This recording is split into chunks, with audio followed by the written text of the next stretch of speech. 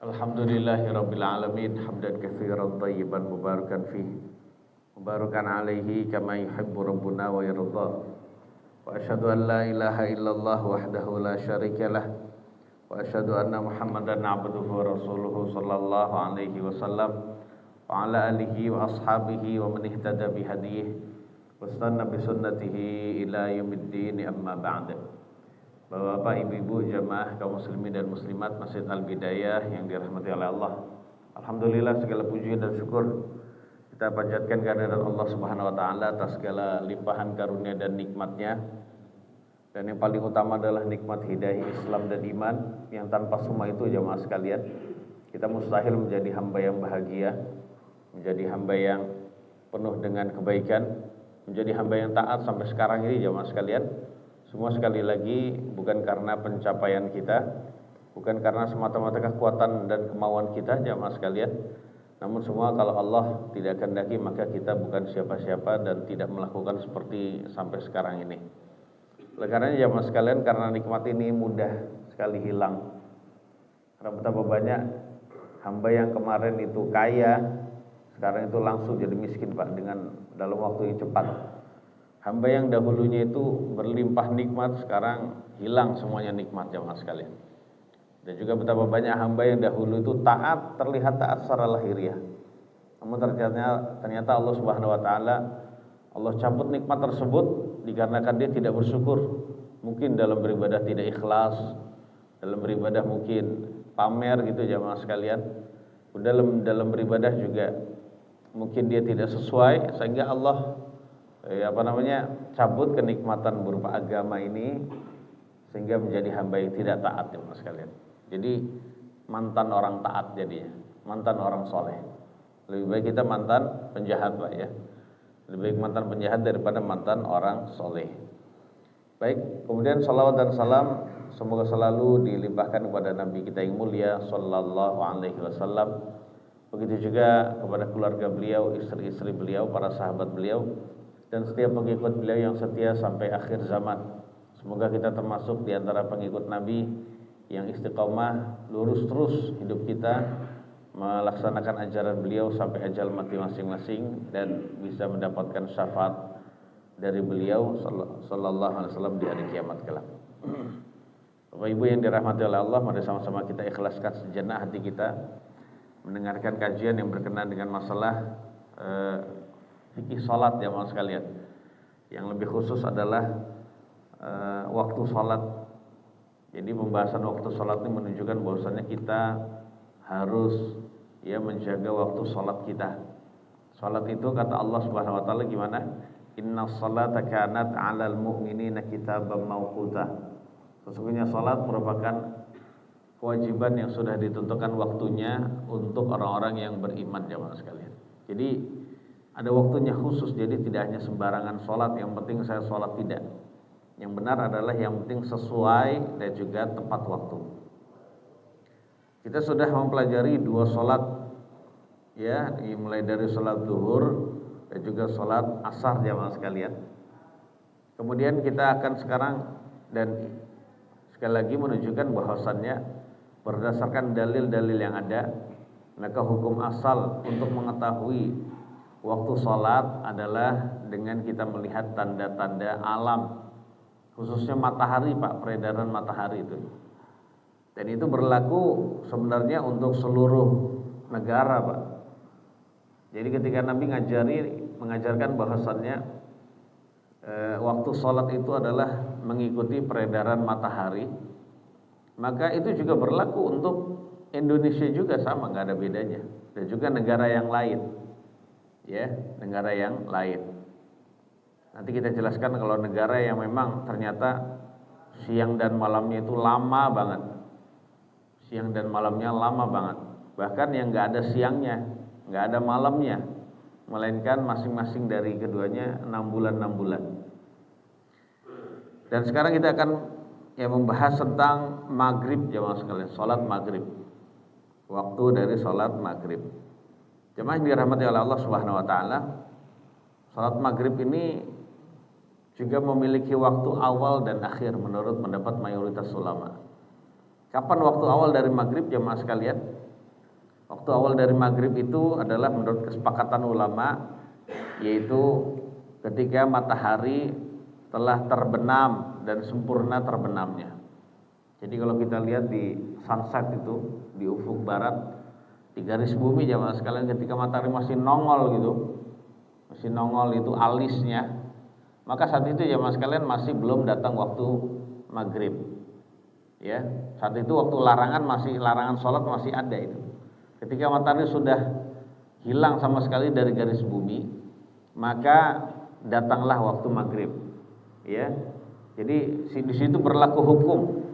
Waktu maghrib telah tiba dan juga waktu berpuasa sudah halal bagi mereka yang berpuasa untuk berbuka. Jadi datang maghrib dan juga halal berbuka bagi yang sudah berpuasa. Seperti itu jamaah sekalian. Dan kemudian para ulama membahas bagaimana orang dalam kondisi di padang pasir, padang Sahara. Dan jadi sekali lagi matahari terbenam itu nampak juga di padang Sahara. Ya, jemaah sekalian. Dan itu bisa nampak ketika terbenam. Jadi kalau di padang Sahara jemaah sekalian, itu bisa kita katakan waktu maghrib sudah tiba ketika matahari itu ya tidak nampak lagi di gunung. Misalnya ada di padang Sahara, di situ ada bukit atau gunung. Ketika matahari sudah tidak tampak lagi di bukit itu, maka saat itu sudah dikatakan jamaah sekalian waktu maghrib sudah tiba. Walaupun di ufuk barat itu masih terang Pak, masih terang itu karena masih ada sisa dari sinar dan cahaya matahari itu. Tapi waktu maghrib sudah tiba jamaah sekalian. Ya, jadi demikian. Dan ini adalah sekali lagi berdasarkan ijma' kesepakatan ulama. Sudah cukup ijma' menjadi dalil bagi kita bahwasannya waktu maghrib sudah tiba.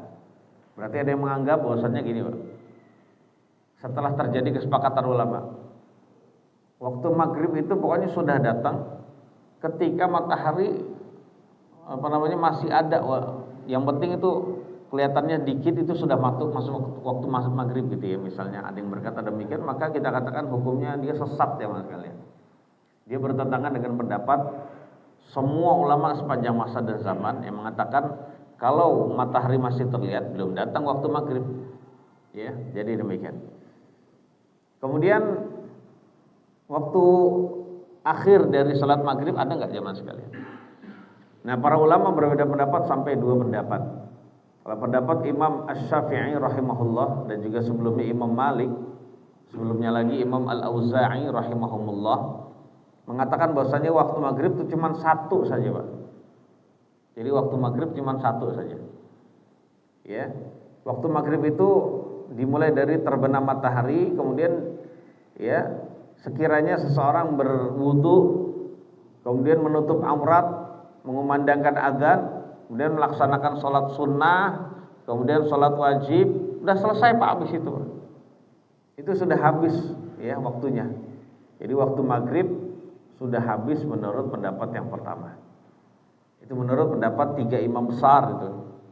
Namun pendapat mayoritas ulama, dan ini pendapat yang kita pilih jamaah sekalian dalam kajian ini, mengatakan waktu maghrib itu ada waktu akhirnya. Kalau pendapat yang pertama nggak ada waktu akhir, waktunya cuma awal saja.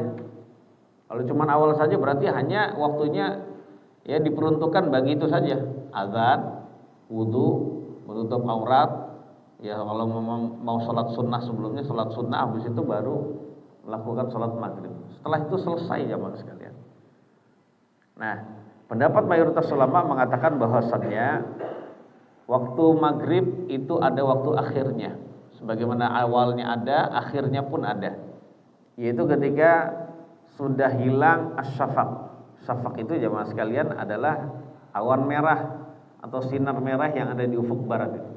Jadi ketika matahari baru terbenam jamaah sekalian, itu masih terang di ufuk barat. Tapi lama kelamaan cahaya itu akan hilang, akhirnya gelap.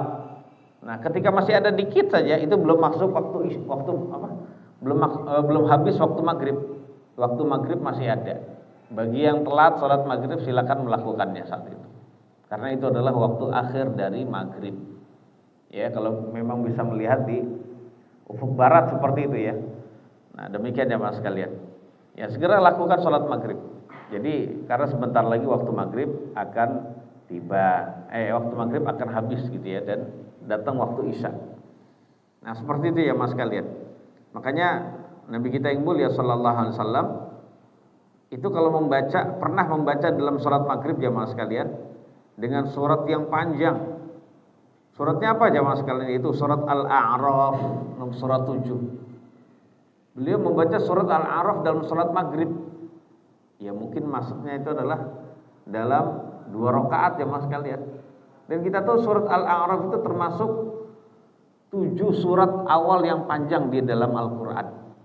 Ya, dalam kondisi demikian berarti menunjukkan, ini insya Allah pendapat yang kuat, menunjukkan bahwasannya sholat maghrib itu ada awal dan akhir.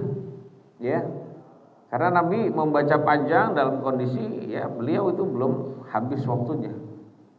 Seperti itu ya mas sekalian. Karena tidak mungkin beliau sallallahu alaihi wasallam masih melakukan sholat dalam kondisi waktu sudah habis. Enggak mungkin Pak dalam kondisi sengaja. Dalam kondisi tidak sengaja memang beliau pernah sholat di akhir bahkan sudah habis waktunya Pak. Ya namanya ketiduran. Ya itu menunjukkan untuk bisa memberikan pelajaran bagi umatnya tentang suatu hukum. Kalau orang ketiduran saking lelahnya maka nggak apa-apa sholat ya sudah habis dari waktunya, seperti sholat maghrib kesiangan. Ya seperti itu ya mas kalian. Tapi yang namanya kesiangan sekali-kali. Kalau setiap hari alasannya kesiangan capek kerja karena kerjaan tiap hari, maka namanya tidak ada unsur lagi ya. Nah seperti itu ya mas kalian. Jadi intinya waktu maghrib itu benar-benar memanjang sampai akhir, yaitu sampai ghiyabus syafaq, hilangnya sinar merah di ufuk barat. Seperti itu ya mas kalian. Kemudian tentang sholat maghrib, jemaah yang dirahmati oleh Allah Subhanahu wa taala, Nabi kita yang mulia sallallahu alaihi wasallam pernah bersabda juga, "Idza quddimal 'asha'u fabda'u bihi qabla sholatil maghrib wa la ta'ajjalu 'an 'asha'ikum." Apabila sudah dihidangkan makanan sore, hidangkan makanan malam atau sore, ya dihidangkannya di waktu sore itu Pak. Pokoknya sekitar maghrib itu. Kalau sudah dihidangkan makanan sore maka ya dahulukan makan sore sebelum sholat maghrib. Dan janganlah kalian tergesa-gesa dari makan sore kalian. Ya, jadi jangan cepat-cepat makan, santai saja. Santai, setelah makan selesai maka saat itu silakan sholat maghrib. Berarti sekali lagi menunjukkan juga waktu maghrib itu memanjang. Kemudian Nabi juga bersabda, "Idza uqimatis sholatu wa hadaral 'asha'u fabda'u bil 'asha'." Ya, kalau iqamah sudah dikumandangkan dan juga bertepatan hidangan makan sore itu sudah datang, maka dahulukan asya, yaitu hidangan makan sore. Nah, seperti itu ya Mas sekalian. Kemudian catatan ada lagi dalil ya Mas sekalian dari Imam Al-Bukhari dan Muslim dari Mu'adz bin Jabal radhiyallahu anhu, bahwasanya Mu'adz bin Jabal pernah melakukan sholat maghrib bersama dengan Nabi. Kemudian beliau kembali kepada kaumnya, kemudian ngimami sholat maghrib kaumnya. Dia sholatnya dengan Nabi Pak di Masjid An-Nabawi. Kemudian dia pulang ke kampungnya Mu'adz bin Jabal. Nah di sana dia ngimami sholat maghrib lagi. Berarti menunjukkan apa jamaah sekalian? Waktu maghrib itu memanjang. Ada waktu awal dan akhirnya. Kalau kita lihat di jam Pak, waktu maghrib itu adalah kurang lebih berapa Pak? 1 jam 10 menit kurang lebih. Itu waktu yang lama Pak. 1 jam 10 menit mulai dari azan sampai azan isya itu 1 jam 10 menit. Kurleb ya gitu ya, kurang lebih. Kemudian jemaah sekalian yang dirahmati Allah, ada anjuran untuk menyegerakan sholat maghrib kalau sudah datang waktunya. Karena Nabi yang mulia sallallahu alaihi wasallam demikian ya mas sekalian, menyegerakan sholat maghrib setelah datang waktunya. Berdasarkan hadis riwayat Imam Al-Bukhari dan Muslim dari sahabat Nabi Rafi' bin Khadij radhiyallahu anhu, beliau berkata, "Kunna nusallil maghriba ma'a Rasulillah sallallahu alaihi wasallam." Kami pernah sholat maghrib bersama dengan Nabi. Fa yansarifu ahaduna wa innahu la yubsiru mawaqi'an nablihi. Setelah sholat maghrib, lalu salah satu dari kami pulang dalam keadaan dia masih bisa melihat tempat jatuh anak panahnya, Pak. Jadi kalau dia memanah, itu anak panahnya itu dalam jarak puluhan meter masih kelihatan, Pak. Berarti masih terang apa tidak jemaah sekalian? Masih terang. Dan masih terangnya itu menunjukkan bahwasannya ya ufuk barat itu belum gelap banget itu ya Mas. Karena memang masih ada sinar, bekas sinar dari matahari itu di ufuk barat. Jadi seperti itu ya Mas sekalian. Nah, ini menunjukkan bahwasannya beliau kalau sudah terbenam segera melaksanakannya. Segera melaksanakannya, jadi tidak ditunda-tunda. Ini dari fi'liyah Nabi jemaah sekalian. Dan Nabi kita sallallahu alaihi wasallam bersabda, itu tadi perbuatan beliau, sekarang sabda beliau. Dalam hadis riwayat Imam Abu Dawud dan Ahmad rahimahumallahu taala, beliau bersabda, la tazalu ummati bi khairin aw 'alal fitrati ma lam yuakhirul maghriba hatta tastabikan nujum. Tidak henti-hentinya umatku di dalam kebaikan. Loh, Nabi bilang umat ini akan terus dapat kebaikan. Mana kebaikan itu adalah rahmat, pertolongan, kemenangan, keberkahan, Pak. Itu makna khair. Apapun itu khair. Tidak henti-hentinya umatku di dalam kebaikan selagi mereka tidak menunda-nunda sholat maghrib sampai bintang-bintang terbit. Sampai bintang-bintang itu sudah bermunculan gitu di langit. Soalnya kalau sudah gelap, Pak, itu bintang-bintang bermunculan. Ya maksudnya sampai datang waktu Isya. Jadi artinya umat ini akan terus-menerus ya baik selagi dia memprioritaskan sholat maghrib di awal waktu. Maka jamaah sekalian, ketika datang waktu takjil, waktu berbuka puasa, ya berbukalah dengan makanan takjil, jangan makanan berat dulu gitu ya. Kalau memang masih bisa ditunda. Kalau memang pikiran ini tidak tertuju kepada makanan, dia berbuka dulu dengan air putih, dengan makanan ringan. Saya nggak bilang gorengan, Pak ya. Kurma gitu ya, atau yang lain ya Mas sekalian, makanan yang sehat-sehat. Ya gorengan juga tidak haram. Gitu. Gorengan yang penting tidak boleh berlebihan. Nah, habis itu sholat maghrib, Pak. Datang ke masjid. Ya. Memang makanan saat itu benar-benar sangat menggoda kita. Tapi biasakanlah sholat maghrib dulu. Nah, nanti jamaah sekalian, setelah itu baru kita makan bebas. Gabungkanlah di antara dua perkara yang bagus, yaitu mempercepat berbuka, ta'jilul iftar, dan juga ta'jilul sholatil maghrib. Mendahulukan atau mempercepat sholat maghrib dan juga mempercepat berbuka. Jadi mempercepat berbuka iya, tapi maghribnya ditunda-tunda karena makannya kekenyangan, aduh nggak bisa berdiri dia. Susah, tidak demikian. Kemudian jemaah sekalian yang dirahmati Allah, jadi sudah selesai sholat maghrib, ya. Ini juga sholat yang termasuk nggak lama waktunya, Pak. Kenapa Nabi? Jadi Nabi ketika sudah datang waktunya, beliau segera melaksanakan sholat maghrib. Dan bacaan beliau secara umumnya Pak ya, bacaan dalam sholat maghrib beliau itu bacaannya pendek-pendek. Beliau membaca qisarul mufassal, surat-surat mufassal yang pendek itu mulai dari wadduha sampai ke belakang. Nah kalau sudah demikian ya Mas sekalian, selesainya cepat. Nah gitu ya. Dan sholat maghrib ini merupakan sholat yang paling cepat bacaannya. Jadi kalau urutannya Pak yang terpanjang dari Nabi kita sallallahu alaihi wasallam, sholat wajib pertama adalah sholat subuh. Jadi kalau sholat subuh imamnya panjang dikit, nggak usah protes Pak. Nah, karena itu meniru Nabi. Tapi menirunya kita pun tidak seperti Nabi banget. Bayangin jamaah sekalian, Nabi itu kalau sholat subuh itu membaca bacaan antara 60 ayat sampai 100 ayat. Ya kita paling cuma berapa Pak? Itu pun pendek-pendek. Sabar gitu Pak ya. Ya jadi seperti itu. Yang kedua adalah sholat zuhur Pak. Itu panjang sebenarnya Pak. Panjang. Yang berikutnya adalah sholat asar. Yang keempat adalah sholat isya. Dan yang terakhir yang terpendek adalah sholat maghrib. Itu seperti itu jemaah sekalian.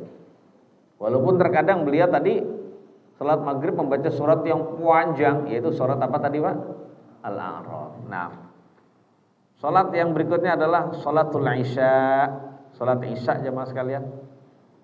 Ternyata salat Isya ini memiliki nama yang lain. Ada nama lain dari salat Isya, yaitu namanya salat atamah. Salat atamah. Terkadang Nabi menyebut salat Isya dengan atamah, ya, berdasarkan hadis nanti ya mas sekalian. Nama lain dari salat Isya adalah al-Isya'ul Akhirah. Al-Isya'ul Akhirah itu nama yang ketiga dari salat Isya. Ya.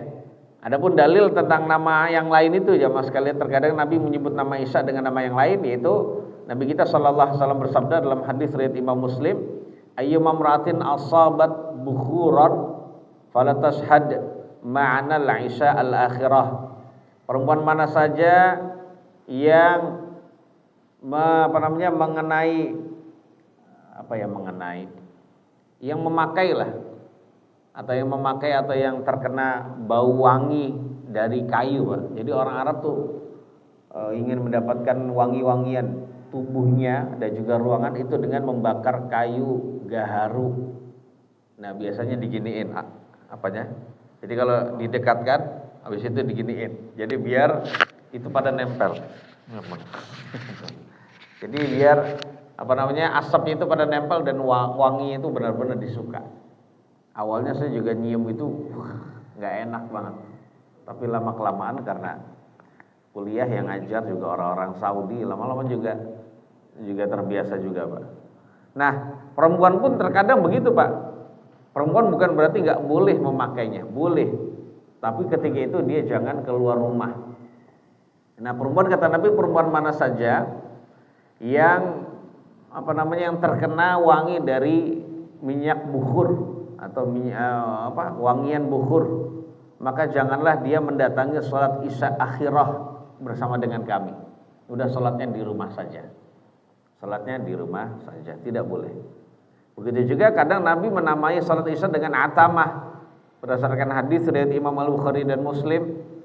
Walau ya'lamuna ma fil atamati was subhi la atauhuma walau habwa.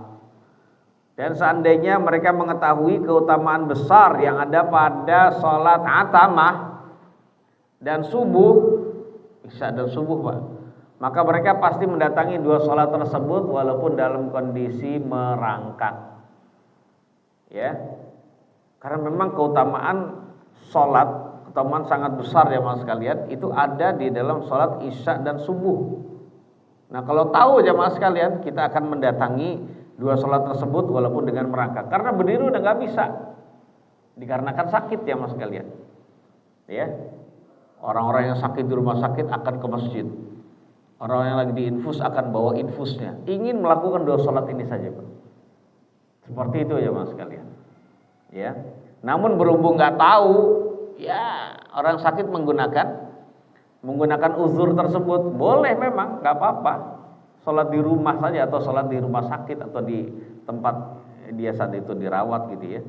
Jadi nggak apa-apa ya Mas. Tapi kalau sudah tahu dia akan memaksakan diri untuk seperti itu, yang nggak bisa jalan dia akan ngesot atau dia akan ngerangkak jamaah sekalian. Ya seperti itu.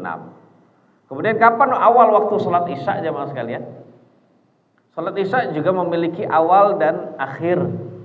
Awal dari sholat Isya jamaah sekalian berdasarkan kesepakatan ulama, yaitu ketika sudah muncul syafaq. Syafaq itu muncul ya. Ketika sudah hilang syafaq itu sekali lagi adalah sinar merah yang ada di ufuk barat, ya, yang menandakan waktu maghrib masih ada. Tapi kalau sudah hilang semua, datang dan tiba waktu maghrib. Ya seperti itu ya Mas sekalian. Pernah lihat Bapak sekalian sunset di ufuk barat?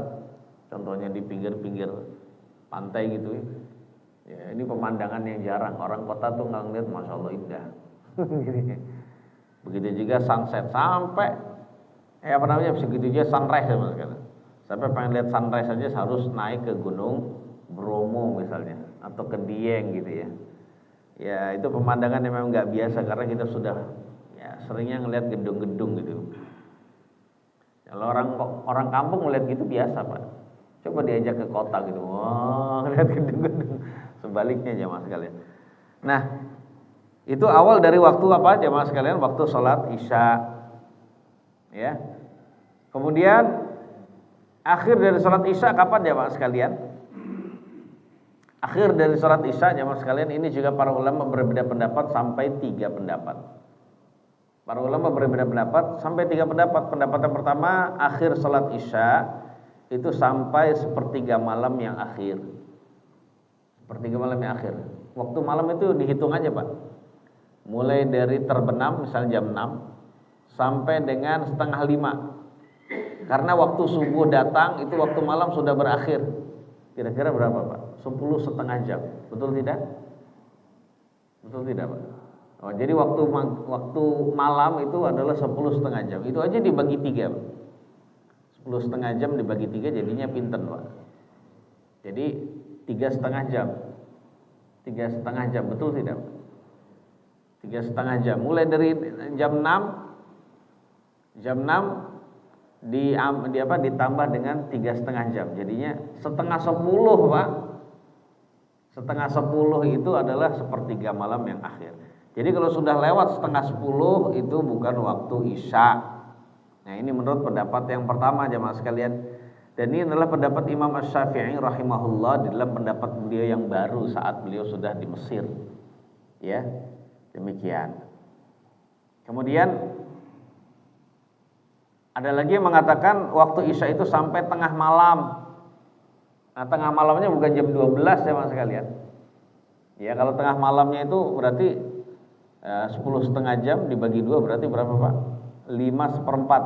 Jam 6 berarti jam 11/4. 11/4 itu sudah tengah malam. Seperti itu. Itu dijamin aja gitu. Jadi sekitar jam 11 Pak itu udah tengah malam ya mas sekalian. Sudah tengah malam. Jadi yang belum sholat isya segera melakukannya. Dan itu kalau mau tahu ya mas sekalian merupakan waktu isya yang afdol. Waktu isya yang afdol itu yang tengah malam jamaah sekalian. Ada lagi pendapat yang ketiga jamaah sekalian mengatakan bahwasannya waktu isya itu sampai terbitnya fajar shadiq. Sampai subuh maksudnya. Sebelum datangnya waktu subuh itu sholat isya masih ada. Ya, ini juga pendapat dari kaum salaf jamaah sekalian. Nah, jamaah yang dirahmati oleh Allah Subhanahu wa taala. Nah, pendapat yang wallahu a'lam bishawab, intinya semua pendapat itu semua berdasarkan dalil jamaah sekalian. Berdasarkan dalil. Nah, pendapat yang saya pilih intinya sholat isya itu ternyata memiliki waktu-waktu tersendiri, Pak. Ya, waktu-waktu tersendiri. Nah, waktu mulai dari tengah malam sampai sebelum subuh. Kalau mau yang afdol ya tengah malam itu, Pak. Sekali lagi kalau yang mau afdol maka tengah malam itu. Nah, habis tengah malam sampai sebelum subuh itu waktu isya masih ada, namun itu disebut waktul jawaz. Waktu kebolehan jamaah sekalian. Waktu masih boleh, masih ada waktu isya. Orang yang melakukan sholat di waktu itu masih belum di luar waktu, masih tepat waktu. Namun istilah waktul jawaz, waktu kebolehan itu sudah tidak ada pahalanya. Kan gak enak Pak. Udah gak ada pahalanya. Ya, hanya menggugurkan kewajiban, melepas tanggung jawab saja. Atau seandainya ada pahala sedikit Pak.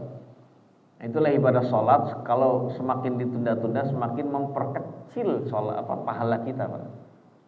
Memperkecil derajat kita di surga. Makanya rugi bagi orang yang nunda-nunda tuh Pak.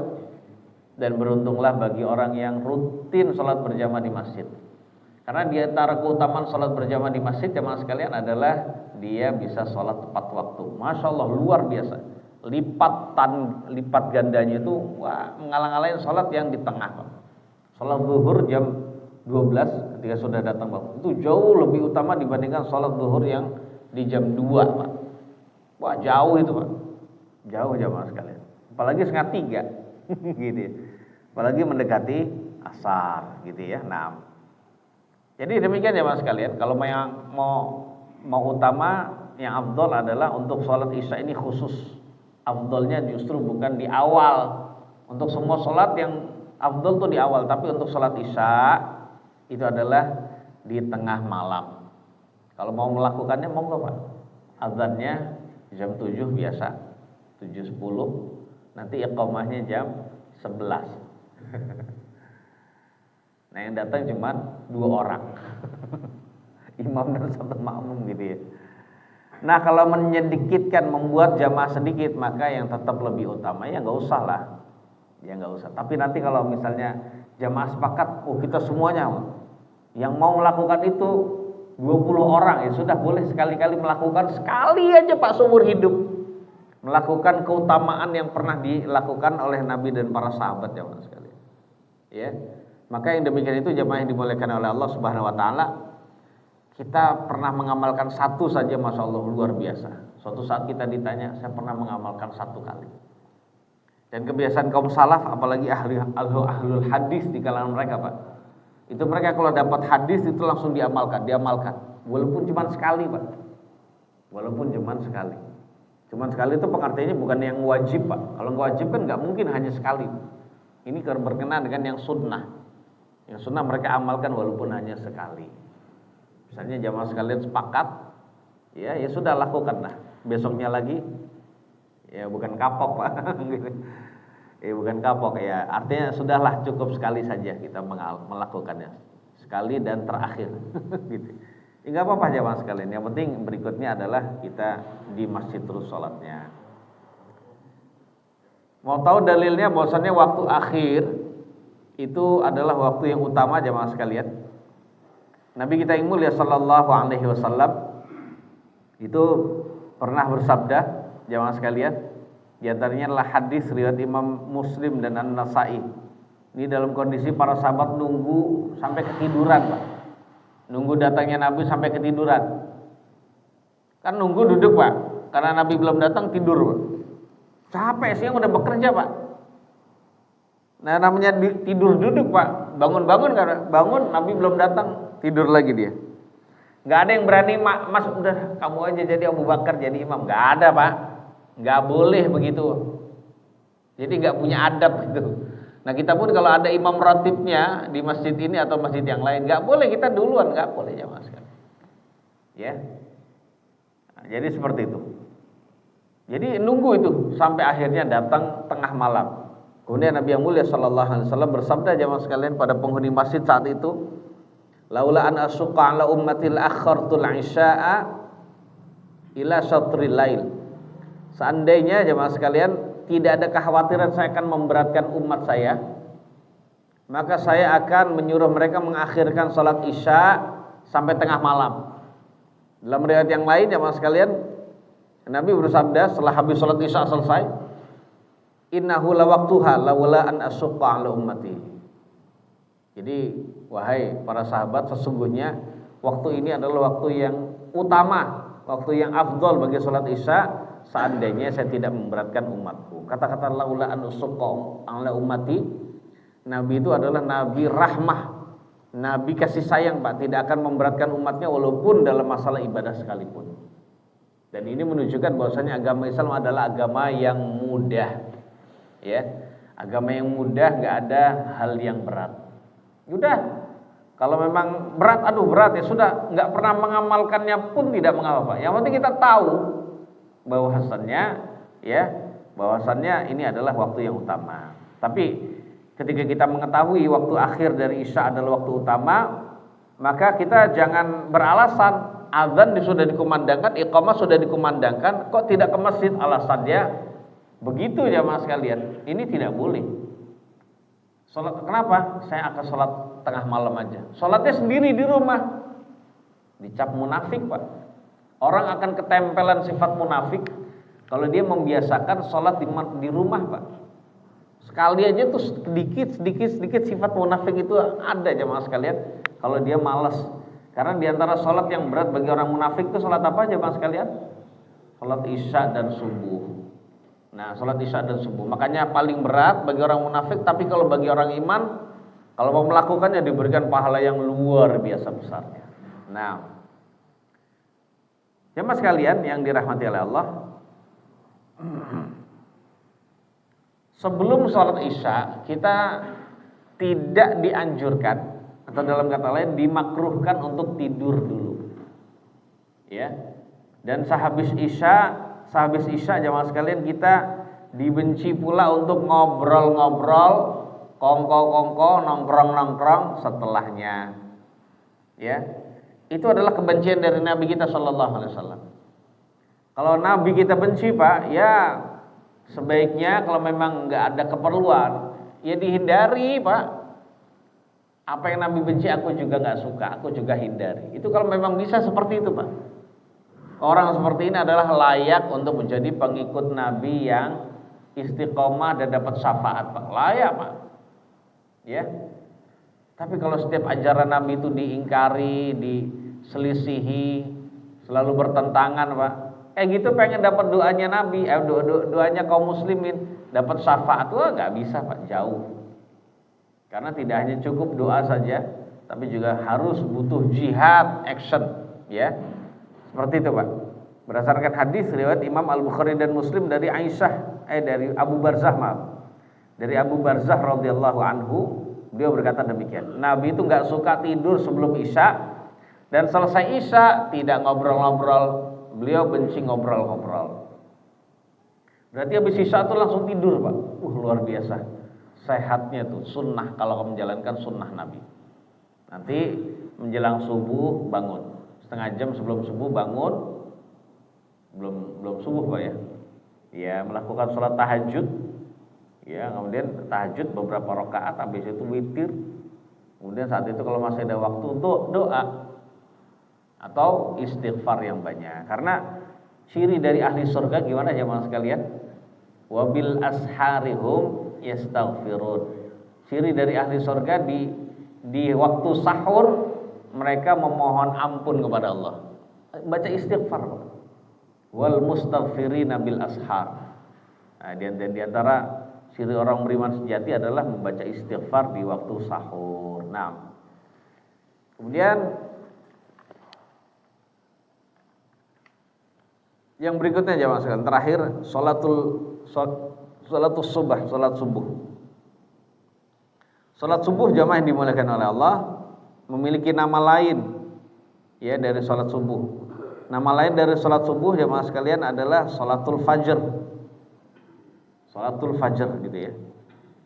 Jadi nama lain dari salat subuh adalah salatul ghadat. Ghadah. Akhirnya taknya marbutah.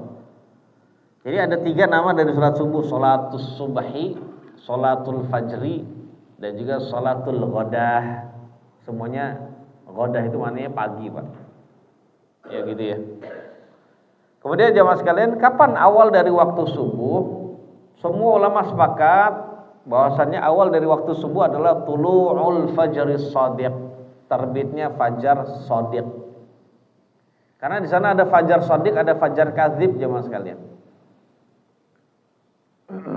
Ini memang kita susah, Pak, ngelihat fajar shadiq, fajar kadzib itu. Ya, karena udah banyak bangunan, wah susah, Pak. Nah, terus untuk bisa mengetahui fajar shadiq itu gimana jemaah sekalian? Fajar shadiq itu datangnya waktu subuh. Kalau kita ngelihat di ufuk timur, itu sinar itu sudah terlihat begini, Pak. Kayak benang putih. Kalau waktu malam kan gelap, Pak, nggak kelihatan itu. Tapi kalau sudah ada sinar putih gitu, udah nyebar gitu. Nyebar gitu terus nyebar lurus gitu, Pak. Itu datang waktu subuh. Sinarnya akan semakin besar gitu ya. Nah, datang terbit matahari gitu. Nah, itu memang susah, Pak, di zaman sekarang lihat. Jadi kalau memang di ufuk timur itu jemaah sekalian belum ada waktu, belum terlihat itu jemaah sekalian, maka belum datang waktu subuh. Itu asalnya seperti itu. Nah, sebelum fajar shadiq ada yang disebut fajar kadzib. Memang sudah terlihat sinar tapi tidak di ufuk itu, Pak, tapi terlihat di atas. Jadi nyebar dulu di atas seperti ekornya serigala, katanya Zanabus Sarhan namanya. Jadi seperti ekornya serigala nampak di atas itu. Jadi bukan di ufuk itu, Pak. Nah, setelah itu nanti setelah fajar kadzib itu sinar di atas hilang. Nah, sinar di garis bumi ufuk timur itu tadi. Nah, itu baru datang itu waktu subuh jemaah sekalian. Nah, akhir dari waktu subuh kapan jamaah sekalian? Itu ketika matahari sudah nongol walaupun cuma atasnya doang, Pak. Walaupun cuma atasnya saja, Pak. Alisnya matahari itu nongol, maka saat itu sudah habis waktu subuh. Walaupun sudah terang tapi matahari belum kelihatan, Pak. Karena kita sudah berada karena kita bisa melihat sunrise. Maka saat itu waktu subuh masih ada. Demikian ya Mas sekalian. Dan itu semua berdasarkan kesepakatan ulama. Kemudian tentang sholat subuh jamaah yang dimuliakan oleh Allah, dianjurkan untuk menyegerakan pelaksanaan sholat subuh. Jadi jangan ditunda-tunda, ini menurut mayoritas ulama berdasarkan hadis jamaah sekalian. Pertama, riwayat Imam Al-Bukhari dan Muslim dari Aisyah radhiyallahu anha, beliau berkata, kaum wanita mukminat, kaum wanita beriman di zaman Nabi itu biasa menyaksikan atau mendatangi sholat subuh bersama Nabi, Pak. Dalam keadaan berkemulan dengan kain-kain mereka, selimut mereka gitu, Pak. Ya. Kemudian mereka kembali ke rumah-rumahnya setelah sholat subuh dalam keadaan tidak ada seorang pun yang mengenali mereka, Pak. Dalam keadaan tidak ada seorang pun yang mengenali mereka karena saking gelapnya. Karena masih gelap, Pak. Padahal sholat subuhnya Nabi bacaannya panjang pakai tadi, Pak. Setelah selesai sholat, kok masih gelap jamaah sekalian? Masih gelap. Nah, berarti menunjukkan beliau tuh awal banget melakukan. Datang waktu ini azan, sholatnya sholat fajar dulu, Pak. Habis itu iqamah, baru sholat subuh. Wah, enak tuh, Pak. Yang baru bangun ketika iqamah, baru bangun. Setelah bangun dia harus pipis dulu. Habis itu siwakan dulu. Setelah itu berwudu dulu, jalan dulu. Ketika datang ke Masjid Nabi, Pak, masih rakaat 1, Pak. Coba kalau kita sekarang, Pak. udah tahiyat. Atau udah zikir gitu ya. Atau udah pada pulang. Kalau dulu enggak, jamaah sekalian. Salat subuhnya Nabi itu, waduh, bacaannya enak, pelan lagi ya. Habis itu ya sudah, dan itu sampai 60 mulai dari 60 sampai 100 ayat. Nah, perempuan-perempuan itu keluar dalam keadaan masih gelap. Ya, dan juga Nabi membaca 60 sampai 100 ayat itu berdasarkan hadis riwayat Imam Al-Bukhari juga. Ya. Kemudian jamaah sekalian yang dimuliakan oleh Allah, intinya banyak sekali hadis-hadis yang menunjukkan bahwasanya kalau sudah datang subuh maka segera melakukannya, jangan ditunda-tunda. Wallahu a'lam bissawab. Belum? Oke, kita tanya jawab, Pak. Dan waktu merupakan jamaah sekalian, waktu sholat yang merupakan kewajiban yang paling ditekankan. Terkadang seseorang sudah datang waktu sholat, namun ternyata ada syarat sholat lain yang tidak terpenuhi, seperti dia najis, dia dalam kondisi tidak bersuci, belum nggak bisa wudhu, Pak. Maka saat itu dia laksanakan sholat dalam kondisi itu di situ saja. Maksudnya dalam kondisi seperti itu ya nggak apa-apa. Nanti setelah dia hilang kondisinya nggak wajib mengulangi. Karena saat itu sholat atau waktu sholat merupakan kewajiban yang paling ditekankan. Dan itu dalam rangka menghargai waktu sholat. Ya, wallahu a'lam bishawab. Baik, silakan di antara jemaah kita diskusi. Kalau ada yang mau bertanya, silakan, Pak. Assalamualaikum warahmatullahi wabarakatuh. Waalaikumsalam warahmatullahi wabarakatuh. Ada dua pertanyaan, Pak. Yang pertama itu mengenai waktu-waktu sholat itu terkait dengan kondisi alam. Ya. Kita memiliki kontur yang berbeda, memiliki cuaca yang berbeda dengan mana Rasulullah hidup pada waktu itu. Misalnya kita tinggal di sini, sebelah timur kita itu perbukitan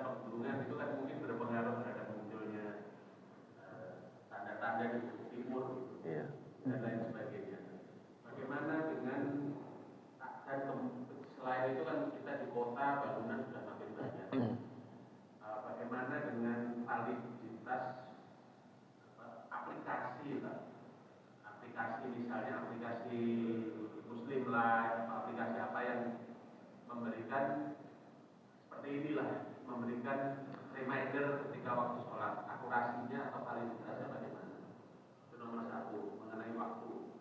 Kemudian tadi ada sahabat Mu'az itu yang mengerjakan sholat berjamaah di Nabawi, kemudian pulang masih sempat mengimami sholat. Mohon penjelasan mengenai syarat ketentuan atau kondisi yang bisa memungkinkan kita sholat wajib itu lebih dari satu kali. Terima kasih Ustaz. Iya, Pak. Jadi jemaah sekalian, ketika kondisi berbeda-beda, kondisi sekarang, gimana validitas dari waktu-waktu sholat? Ya boleh dipakai jemaah sekalian dalam kondisi karena ini sepertinya disusun atau ditata gitu ya, diatur, dirumuskan oleh orang-orang yang ahli astronomi. Dan diantaranya adalah ahli tentang masalah waktu-waktu sholat itu. Ya kita sebagai orang awam gitu ya, yang tidak susah untuk mengetahui langsung gitu ya, apalagi nggak sempat untuk menentukan waktu-waktu sholat, ya nggak apa-apa kita berpedoman kepada apa yang sudah ditentukan oleh ahli astronomi yang ada di negeri kita. Dan itu sebenarnya cuma mendukung, Pak. Jadi ilmu astronomi cuma pendukung, dan yang utama itu adalah tanda alam, yaitu peredaran matahari itu tadi. Jadi boleh-boleh saja, nggak apa-apa Pak, insya Allah aman, insya Allah ya.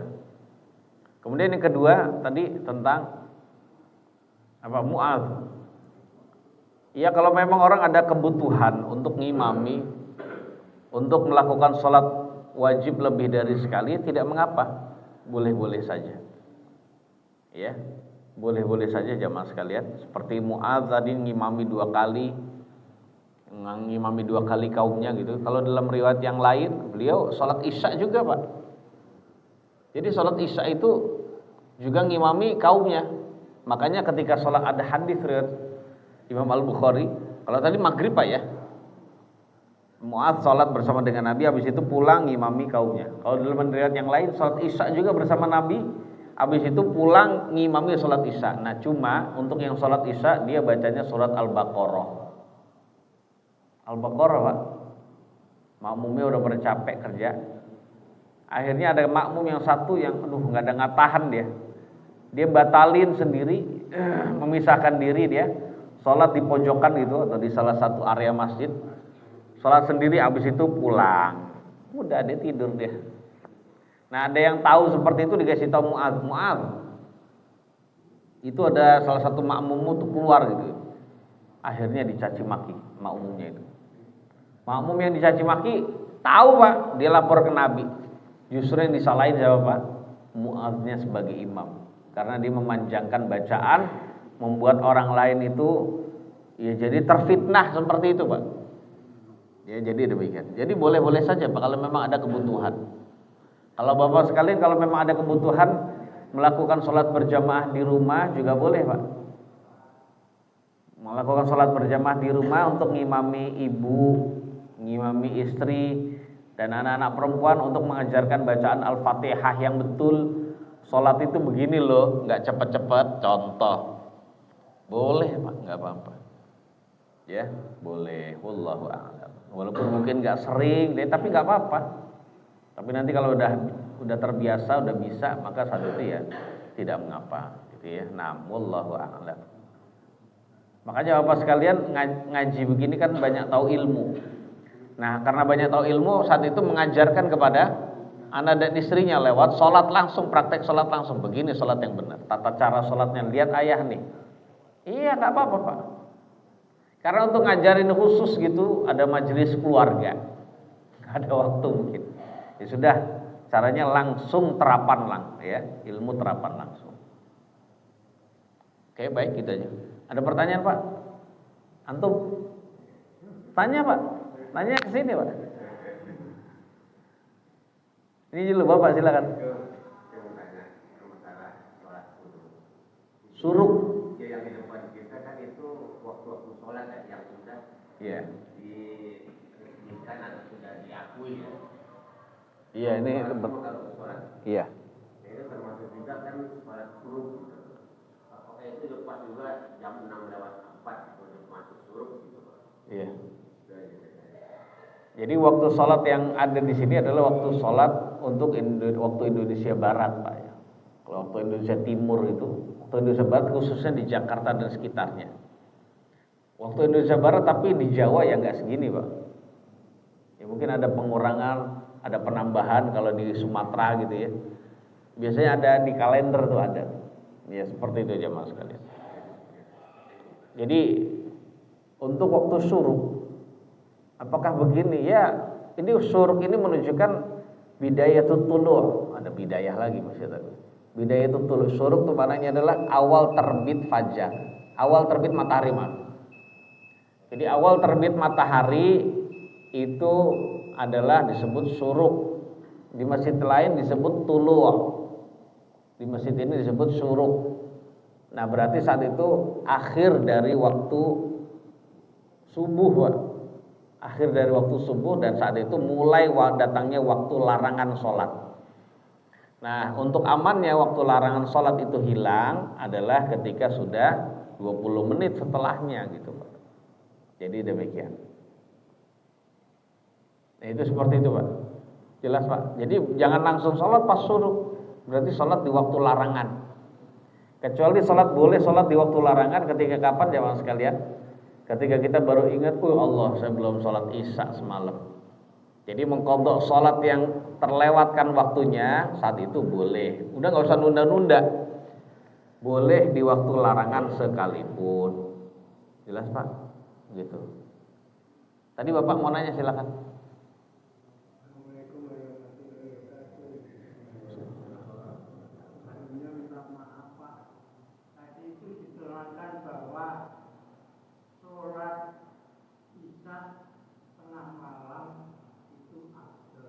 Oke.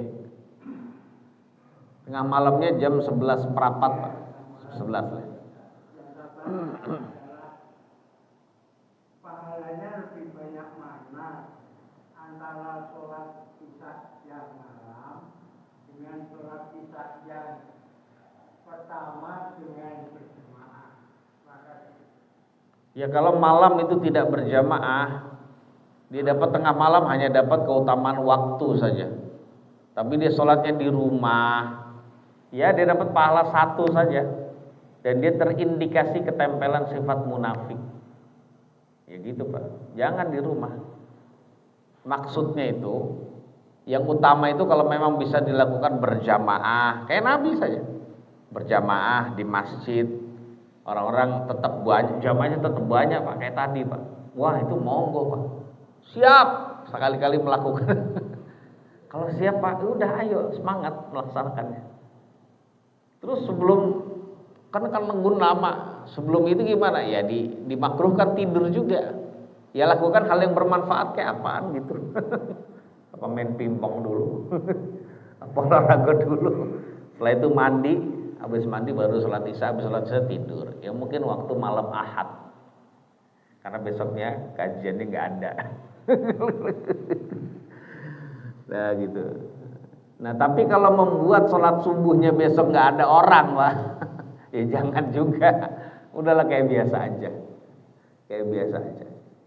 Tapi kalau memang sholat subuh besok tetap datang banyak, ya nggak terhalang Pak. Ya besok juga hari Ahad, mau tidur seharian juga nggak apa-apa gitu ya, nggak apa-apa. Sekali-kali Pak mengamalkan, masya Allah luar biasa kalau kompak gitu ya. Nah, kalau memang susah membuat jamaah sedikit ya jangan. Begitu Pak. Masih lebih utama yang sholat berjamaah di awal waktu isya, ya, dan dia membersihkan imannya dari kemunafikan itu jauh lebih afdol. Walaupun waktunya kurang afdol. Tapi afdol dari sisi apa? Wah dia bisa ke masjid dengan keutamaan yang berbagai macam, ya, yang ada di dalam sholat berjamaah di masjid. Ya, kemudian dia sudah membersihkan dirinya dari kemunafikan juga dan lain-lain. Nah, jadi hanya dapat keutamaan waktu saja Pak. Dan keutamaan waktu itu kalau didapatkan dengan bersama-sama berjamaah, wah itu afdol, hebat. Nah demikian. Allahu a'lam. Dan lagi Pak, silakan. Itu di bawah rame apa Pak? Suara bapak-bapak kok. Silakan. Terkait dengan keutamaan waktu sholat tadi. Iya. Disampaikan dengan ada satu menyatakan bahwa Nabi pernah datang ibu-ibu menjelang tengah malam. Iya. Iya, Pak. Nah itu riwayat hadis yang ada itu, apakah Nabi hanya melakukan itu sekali atau pernah melakukan hal itu? Baik. Riwayat Nabi melakukan sholat Isya di tengah malam itu hanya sekali-kali saja, Pak. Hanya sekali-kali saja, tidak beliau rutinkan. Karena dalam riwayat yang lain menunjukkan bahwasannya ketika Nabi datang waktu Isya, ketika sudah datang waktu Isya dan Nabi melihat jamaah sudah pada berkumpul, ya udah Nabi datang, Nabi menyegerakan. Ketika Nabi menyegerakan berarti sholat Isyanya nggak di akhir tapi disegerakan supaya mereka bisa segera sholat dan istirahat. Tapi ketika Nabi melihat waktu Isya sudah datang, namun orang-orang masih belum pada kumpul, ya sudah Nabi juga nggak keluar untuk ngimami. Karena ketika keluar, oh ya jamaahnya mana? Belum ada orang, kecuali sedikit saja gitu. Nah, itulah Nabi melihat kondisi jamaah. Masya Allah, benar-benar perhatian beliau. Nggak pengen beliau dalam hidup ini, walaupun dalam urusan ibadah yang sebenarnya itu membawa kebaikan bagi umatnya, tetap tidak mau berat. Sehingga akhirnya jadilah syariat ini secara baku syariat yang tidak berat, syariat yang ringan jamaah sekalian. Nah, jadi demikian. Adapun sudah ringan, kok masih ada orang yang malas jamaah sekalian, berarti ini hawa nafsu namanya. Nah, memang dia nggak pengen surga, Pak. Kullu ummati yadkhulunal jannata illa man aba. Setiap umatku nanti akan masuk surga, Pak. Kecuali orang yang nggak mau masuk surga. Ada orang ternyata nggak mau masuk surga, Pak. Kemudian Nabi bersabda, para sahabat bertanya gitu, qalu wa man ya'ba ya Rasulullah. Wahai Rasulullah, siapa yang menolak, yang nggak mau masuk surga itu? Kemudian Nabi bersabda bahwasanya wa may ya'ba ya Rasulullah qala man ata'ani faqad man jadi siapa saja yang taat padaku dakhalal jannah, man ata'ani dakhalal jannah wa man 'asani faqad aba. Jadi jamaah sekalian, kata Nabi, siapa saja yang taat padaku dia akan masuk ke dalam surga, dan siapa saja yang menentangku maka dia sama dengan tidak mau masuk surga. Itu kata Nabi. Nah, seperti itu jamaah sekalian. Baik, ada lagi Pak? Seperti itu. Sudah terjawab tadi belum Pak? Ya demikian. Hanya sekali-kali saja, tidak dirutinkan. Sebelah sana Pak, silakan. Sebelah kanan.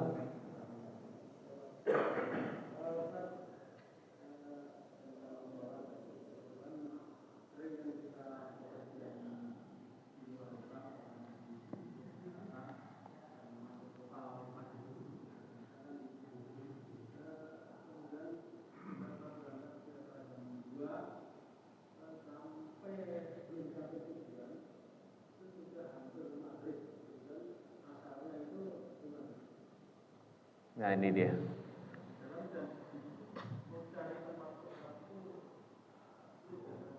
Jadi kalau kita mengalami kondisi di waktu asar itu macet luar biasa, dan itu dikhawatirkan sampai maghrib. Umumnya maghrib Pak, macetnya itu benar-benar stuck gitu, susah. Kita kalau sudah tahu begitu jamaah sekalian, sudah tahu kondisi Jakarta demikian itu, sebelum kita naik kendaraan, sholat dulu. Jangan kita mengutamakan dapat kendaraan, enggak. Kecuali kalau kita mau gelar sajadah di kendaraan bisa, silahkan, enggak dilarang itu Pak. Tapi kalau sudah tahu begitu, utamakan sholat, walaupun pulangnya itu agak tertunda, tidak mengapa Pak. Dia tidak mengapa. Karena hidup kita sebenarnya adalah untuk nunggu sholat, bukan nunggu kerja Pak. Kerja saja kita tidak berani telat. Ini sholat ditunda Pak. Ya Allah, padahal sudah dikasih waktu oleh Allah tuh. Mulai dari jam asar itu, jam 3 atau setengah 4 sampai dengan setengah 6 lah sebelum maghrib. Itu kan lama Pak. Kok kita sampai kelewatan, Pak? Sengaja itu namanya. Sudah tahu kondisi Jakarta itu begitu kondisinya, apalagi ada aplikasi Waze gitu ya. Ada Google Map. Kok kita tetap naik kendaraan sehingga kita telat, habis pahala sholat kita, pahala ibadah kita, Pak. Itu seperti kemarin kita bahas gimana jemaah sekalian? Man taraka sholatal asri faqad habita amaluh. Siapa saja yang meninggalkan sholat asar dalam waktunya, maka benar-benar hilang, ya, terhapus, lebur amalannya.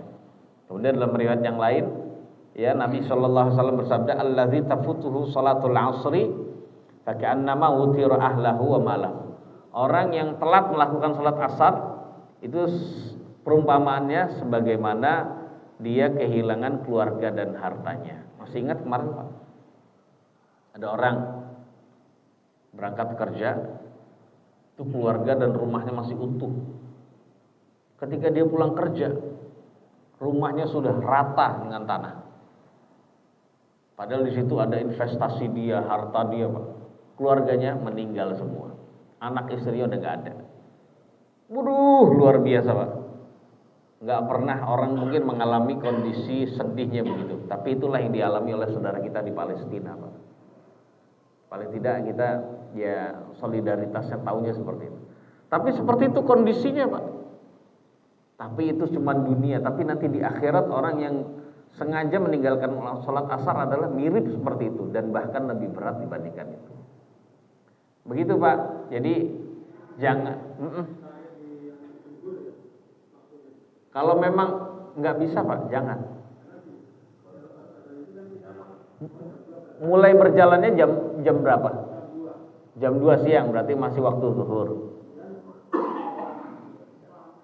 Baik. Kalau mulai berjalan dari jam 2 berarti masih waktu zuhur. Dan tahu nanti waktu asar memanjang, macet sampai tidak bisa melakukannya, maka saat itu sekali-kali boleh melakukan jamak tanpa qashar. Jadi ketika waktu zuhur melakukan zuhur 4, langsung saat itu, ya, niatkan sebelumnya saya akan jamak. Langsung melakukan sholat zuhur 4, setelah salam dari zuhur langsung sholat asar 4. Zikirnya habis sholat asar, gitu, Pak. Sehingga nanti ketika datang asar nggak sholat apa gitu ya. Jadi karena sudah sholat.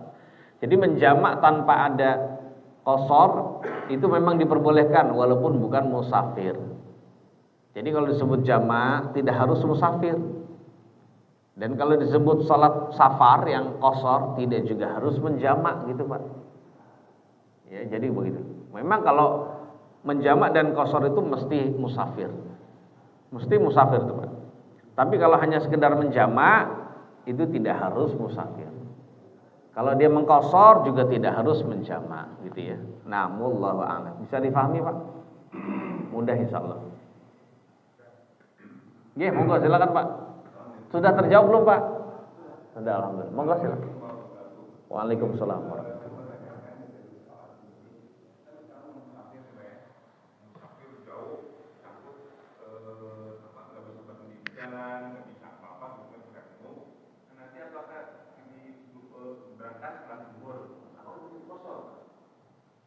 Berangkatnya setelah zuhur. Iya deh, jadi waktu zuhur masih di rumah. Apakah bisa dikosor? Baik, pertanyaan bagus. Bolehkah seorang yang niat safar untuk mengkosor di rumahnya? Jawabannya nggak boleh. Bapak harus tinggalkan dulu rumah Bapak. Ya, tidak, jadi gini. Bapak harus meninggalkan dulu. Sebelum zuhur itu harus sudah keluar, check out dari rumah. Gitu ya. Harus meninggalkan rumah untuk memang udah bawa perbekalan safar gitu. Ya mudik contohnya lah. Berangkat sebelum zuhur. Nah, nanti 1 kilo lah kurang lebih jaraknya dari rumah. Di situ ada masjid, mampir gitu ya. Karena mungkin pas bertepatan dengan azan, sudah mampir di situ baru bisa qashar. Misalnya kalau di sini, Pak, ya, di sini. Bapak silakan sholat nanti di masjid Gongseng tuh, pinggir jalan tuh, tahu kan Pak? Dekat Gor itu, Ciracas. Karena sudah jauh dengan kita itu. Atau masjid ini Al-Maghfirah ini Mekarsari, rumah saya. Udah boleh. Ini situ Pak. Itu situ aja. Jadi yang penting kita sudah keluar dari kawasan rumah kita Pak, perumahan kita. Nah saat itu boleh, gitu ya. Wallahu a'lam. Kenapa Pak? Iya syarat, jadi nggak boleh di rumah.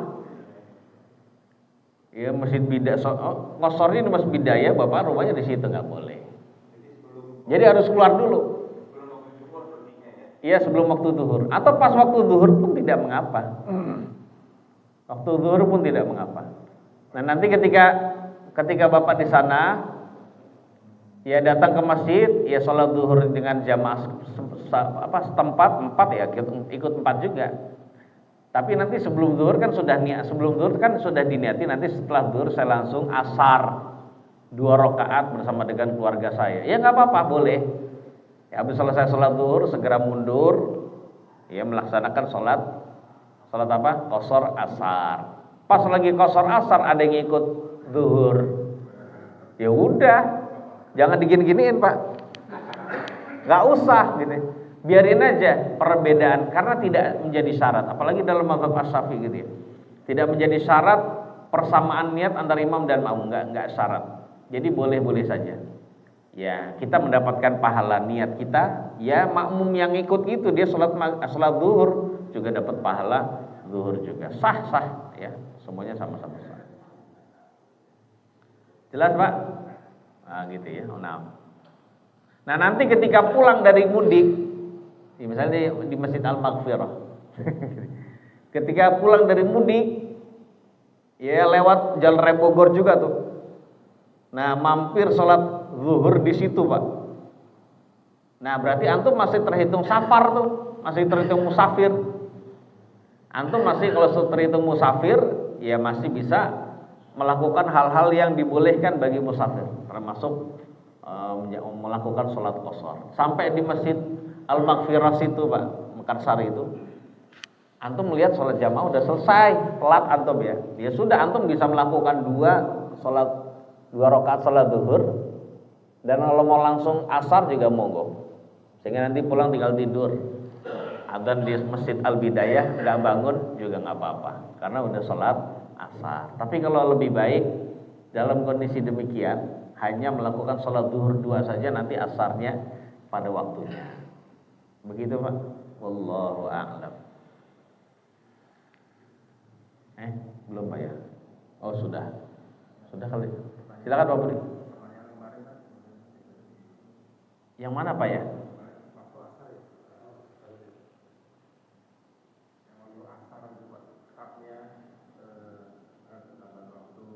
Oh iya. Jadi gini jamaah sekalian, tadi sudah dikatakan bahwasannya ketentuan waktu sholat itu dilihat dari kondisi waktu, kondisi alam. Lihat dari keadaan alam, itu peredaran matahari, dan itu berlaku dimanapun. Ini termasuk di Saudi, apalagi di Saudi gitu ya. Nah dalam kondisi demikian jamaah sekalian, itu tidak memandang waktu juga, tidak memandang waktu, tidak. Ya karena dulu tuh belum ada jam jamaah sekalian. Hanya yang diandalkan adalah itu tadi. Yang diandalkan adalah lihat matahari, sudah selesai jamaah sekalian. Waktunya kalau mau lihat jam itu kapan saja itu memang berubah-ubah. Nah, jadi seperti itu jamaah sekalian. Nah, untuk bisa mengetahui demikian itu boleh enggak? Ya belajar melihat jam yang ada di Saudi, ya sudah nggak apa-apa, boleh saja. Itu yang menjadi patokan kita. Jadi kalau orang-orang Saudi, entah di Mekah, di Madinah atau di provinsi yang lain, itu mengandalkan jam yang dikeluarkan oleh pemerintah mereka, silakan saja, nggak apa-apa. Seperti kalau di Mekah dan Madinah itu ada jam, ya nggak apa-apa, kita boleh mengandalkan demikian itu. Tapi mungkin antum bisa meriset Pak. Asarnya jam segitu. Asar itu mulai kapan Pak? Itu ketika bayangan sudah sama panjangnya dengan benda aslinya. Antum bisa meriset itu. Benar nggak? Asarnya kalau di Madinah contohnya segitu, benarkah gitu? Kalau saya belum pernah. nggak kepikiran, Pak. Ya nggak kepikiran untuk seperti itu. Ya seperti itu jamaah sekalian, mudah. Zaman sekarang zaman kemudahan. Allah yang membuat kita kemudahan itu, Pak. Allah memberikan ilham kepada hamba-hambanya yang berilmu untuk bisa memberikan kemudahan dengan membuat jam. Walaupun mungkin asal jam itu dari, nggak tahu ya dari, tapi dari Islam itu insya Allah itu ya, dari Islam juga itu. Tapi kemudian dikembangkan oleh orang-orang kafir gitu ya. Tapi itu jamaah sekalian yang dirahmati oleh Allah, itu adalah bentuk kemudahan bagi kita. Kalau sudah tahu demikian itu, maka untuk bisa mengetahui tepatnya waktu sholat itu adalah hal yang sangat mudah. Maka kita tidak boleh ya menunda-nunda sampai habis waktunya. Seperti itu Pak Budi. Oh iya, kalau negeri gini Pak ya, kalau negeri seperti kutub utara atau dua kutub itu jamaah sekalian yang memang waktu siangnya terkadang sampai 6 bulan, waktu malamnya juga sampai 6 bulan. Lalu bagaimana sholatnya? Maka sholatnya jamaah sekalian mengambil perhitungan negara terdekat yang ada siang dan malamnya normal, walaupun siangnya panjangnya, tapi dalam waktu 24 jam siang dan malamnya itu ada. Lah ini 24 jam nggak ada siang, sisanya siang 6 bulan, itu kan lebih. Tapi kalau di negara terdekat dari kutub utara yang terdekat tuh mana? Di situ ada dalam 24 jam siang dan malamnya bisa pakai ukuran itu. Nah, disitulah bisa memakai perhitungan negara terdekat untuk masalah waktu sholat dan masalah siam. Masalah siam itu puasa. Demikian ya mas sekalian. Wallahu a'lam bishawab. Dan bagi negara atau bagi negara yang dalam 24 jam ada siang dan malamnya, tapi waktu siangnya itu sempit banget. Sehingga ada waktu di mana ketika melihat matahari, Pak, waktunya itu cepat. Waktunya itu cepat sekali. Antara zuhur dengan asar itu cepat. Waktunya cuma setengah jam gitu misalnya, contoh, Pak. Maka saat itu sebagian ulama mengatakan jamaah sekalian bahwasannya ya diperkenankan ketika itu dia menjamak sholat zuhur dan asar, boleh Pak, nggak apa-apa itu, karena habis itu cepat begitu Pak. Kalau waktu normal kayak di Indonesia maghrib aja secepat-cepatnya itu 1 jam Pak, masih ada jeda gitu Pak ya, masih ada napas kita istirahat gitu ya. Ini cepat Pak. Nah ya sudah, tetap memakai perhitungan matahari itu jamaah sekalian. Nah, caranya adalah dengan cara dijamak. Wallahu a'lam. Baik jamak takdim maupun takhir. Nah, dia demikian. Seperti itu jamaah sekalian. Baik, semoga Allah memberikan kita taufik untuk bisa melaksanakan sholat secara tepat waktu dan di awal waktu selama hayat masih di kandung badan kita, dan Allah mewafatkan kita di atas husnul khotimah, menjaga sholat sebaik-baiknya dan juga ibadah yang lain. Ada kekurangannya mohon maaf yang sebesar-besarnya. Semoga yang sedikit ini bermanfaat bagi saya dan juga bagi jemaah sekalian. Wassallallahu ala nabiyina Muhammadin wa alihi washabbihi wasallam. Subhanakallahumma bihamdika asyhadu an la ilaha illa anta astaghfiruka wa atubu ilaik. Assalamualaikum warahmatullahi wabarakatuh.